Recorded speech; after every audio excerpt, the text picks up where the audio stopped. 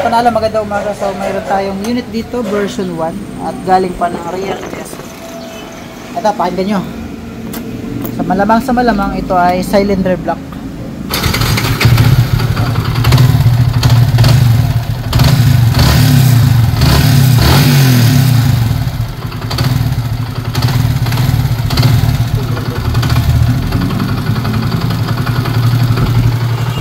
$30K odo. Sama yung tunog niya. So yun, tara, let's go. Buksan na natin para malaman natin. Tingnan natin kung anong problema. So yun, mapapansin nyo mga panalo, hindi siya naka-timing. So dito, offset siya ng halos isang ngipin at kalahati. Tapos dito, naka-top dead siya ng ayos sa magneto. Tama dito, pero makikita nyo dito. Ayan o. Ang layo niya, boss. Oh. Ang layo. Nandito siya, oh. Layo, isang ngipin. Ganyan natin siya para malaman natin. Okay. So, tinanggalan natin yung mga piyesa.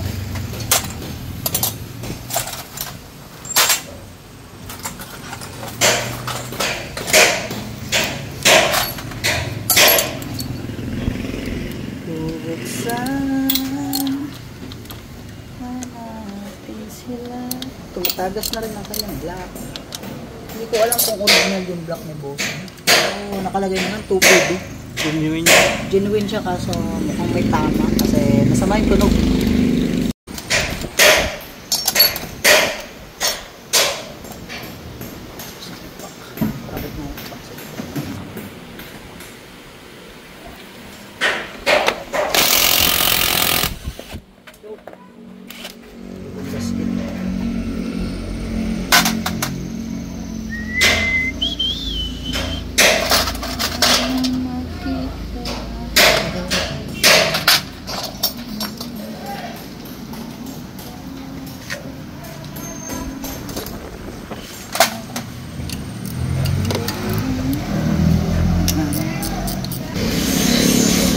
Ayan o, puro pandikit. Kita nyo yan. Medyo mahilig din sa treban ang gumawa nito. Ano? Hindi natin sila binadown. Pero pwede pong makasira ng makina yan. Mga pandikit na yan. So yung mga pandikit na yan ay pag pumasok yan doon sa tinatawag natin na oil passage at nabarahan yun, katok ang makina nyo. So yan. Ito yung maingay kanina. So bubuksan natin mga panalo para malaman natin kung ano problema. So stock cams, kitang-kita naman. Ayan o, may toldok saka walang pangalan. So kadalasan sa stock cams ganyan yung itsura. Lalaki ng kalog ng intake at saka exhaust. Pero at pala kay Kanor, kamusta ka na Kanor? Mukhang malapit ka na dito ulit. Nagpapasaway yung ating isang pasaway.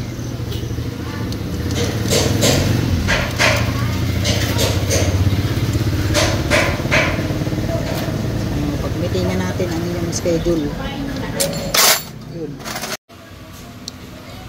So yun, ito na, baka sabihin nyo scripted na naman. Bunutin na natin. Ito na ang pinaka nakakaasar. Yung lintik na pandikit na yan. Lintik. Hindi maangat dahil sa pandikit. Dahil pandikit mga boss. Yan. So ito na yung kanyang cylinder block. Ay, cylinder head. Ang dami pandikit oh. Grabe naman yan oh. Tuwan-tuwa sa pandikit oh.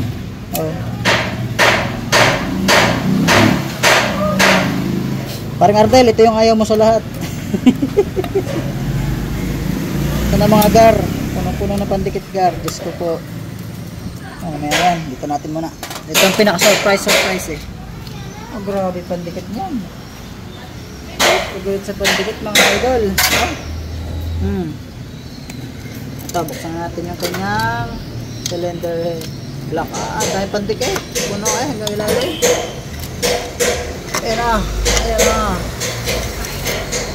Yung maingay mga kapanalo. Surprise.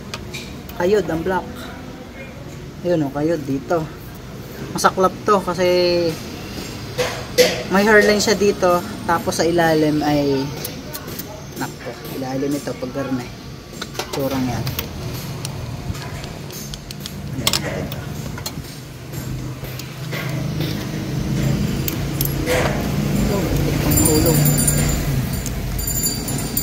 kayod na rin ang block niya.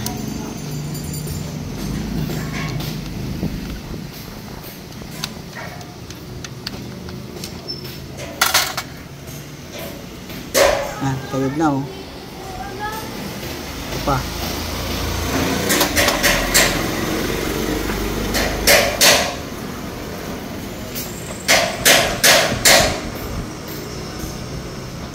Ayos pa. Ito lang. Ito nang maingay.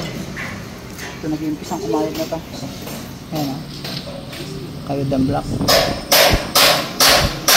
Tapos check-upin din natin yung kanyang gilid ano. Kayod na to, wala na pa. Ayan. Kayod na ang piston. Tsaka sa kabila kayod na rin. Wala na, palitin na ng block.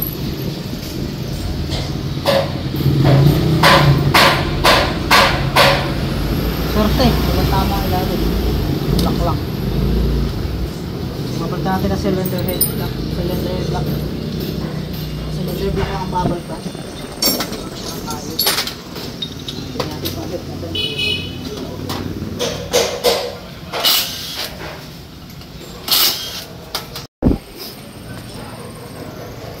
Oops. Pwede pa. Oops. Patay. Daw. Okay pang ruler. Ila ulit. Oops. Medyo may history ng tuyo ah. Oops.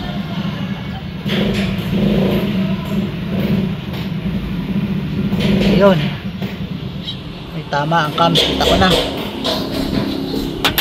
Yung cams niya may hira din. Parang yung isang araw ginawa natin. Ganito din. May tama ang cams. Oh, tuyo ah. Ayan oh. Sira ang cams. Kayod. Ano? May tama. Pati bearing nila magaspang na. Makinis pa yung lube niya pero ito ayan. Nag-start na siya. So itong palitin saka cylinder head block. Cylinder block pala. So head spring okay pa siya pati ano. Itong isa medyo putpit na oh. Pero ba tayong dumating bago? Wala. Meron yata no? Oh meron. Meron pa, isa pa to. Ayan oh. Pit-pit na rin ang kanyang bulb. Pero pwede pa to. Pero nabusag siya ng dulo. Pero naagapan ni boss. Ayan. So yun. Saka natin ng cylinder block. Tapos, check-upin natin yung kanyang gilid, ano, kasi medyo iba talaga yung tunog eh. So, left and right gilid, check-upin natin para mas klaro, no? So, yun mga panalo, ito pa yung isang problema niya, kaya talagang maingay yung makina ni bossing, ano. So, ito yung pinakamagneto, tapos meron yung tinatawag na Bendix drive. Yung Bendix drive na yun, merong tornilyo yun na 3 piraso. So, naputol na siya, ayan, no.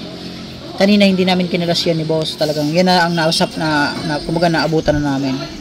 So dadalhin natin sa machine shop to para matanggal yung dalawang tornilyo. Yung isa nawawala, ako kung saan napunta. Masubukan naman siya sa makina. Pero sa palagay ko ito na yon. Kasi yan oh, maiksi tas ano, talagang bitin eh no, sa madalit sabi. So ang pagbabalik kasi nito is may thread locker siya. So may history siya ng kalas kung mapapansin niyo, ayan oh. Kita niyo nilagari yung dulo, 'di ba? So nagbalik sila ng tornilyo, masyadong maiksi. So dapat mahaba po. Ano po? Maiksi yung kinabit nila. Tapos goods naman kasi stainless. Ang problema ay naputol. Dalawa yung naputol. So dadalhin natin sa machine shop to at ipapa-machine shop natin. So ito yung natanggal sa kanya. Yan, humiwalay na siya. So may tornilyo po yan, 3 piraso. Pag humiwalay yan, yari na. Oops, nalaglag yung mga spring. Pulitin natin yan.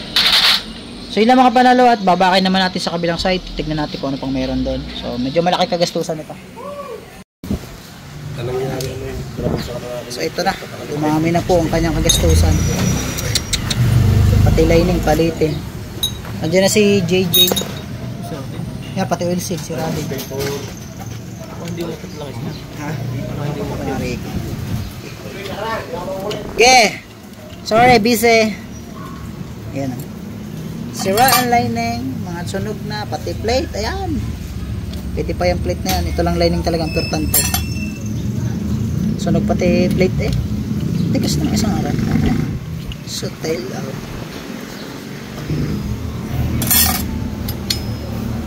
Ayan o. Sunog ang lining, mga panalo. Pati, tamusukan ng ano o. Yung pandikit, yung sinasabi ko. Triban na yan. Favorite yung Triban eh. Kami ayaw na ayaw dyan. Allergy kami dyan. Pag galing sumama sa oil passage, wala na. Ang dahing Alibaba, mga kapanalo. Garay, ba't garne? Lining, oh. Kita nyo ga? Lusaw eh. Lalim ng clutch boss, oh. Pwede pa yan. Clutch boss, yun, oh. Good eh. Tapos, aray, walang lock. Aray, tumalon, garay. Ayan, kita ang dahing Alibaba. So yun mga panalo, ang problema niya is lining, papalitan ng bago, tapos cams at saka cylinder block. Tapos yung kanya magneto, naputol lahat yung mga bolts sa Bendix drive. So papamasin shop natin at papalitan natin ng bagong 3 tornilyo. Yun lang mga panalo at mamaya obserbahan natin ito pag nabuo natin kung tahimik na tumakbo.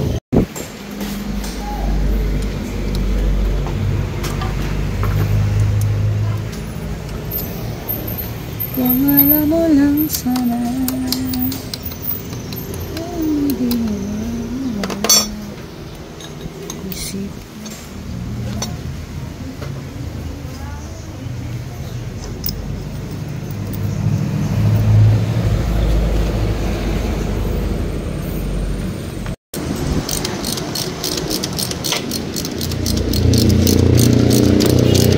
nag-release pala. Nahirapan ako.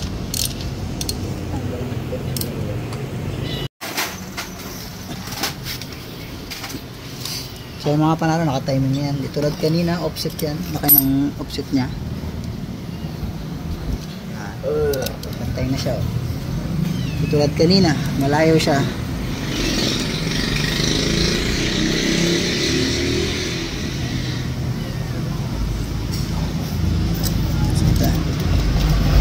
Hindi ko may pasundot ng tensioner, maliit lang. Pasundot lang? Tensioner. Ayan, naghahanap ng mga to. Kawayan mo. Ayan mga kapanalo, tapos na yun itong motor ni sir from Real Quezon. So paandar natin, sound check. Before and after, saka bago siya gawin, at ito na, tapos na natin gawin. Ayan.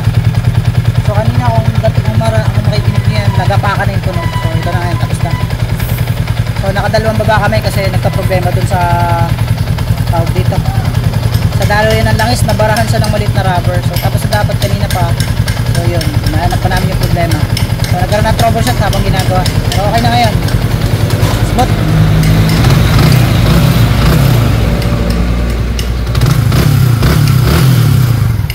Master JD oh. 30,000 kilometers. What's up? Ayun, maraming salamat kayo sir sa pagdayo. Yan na mga panalo. Okay na yung motor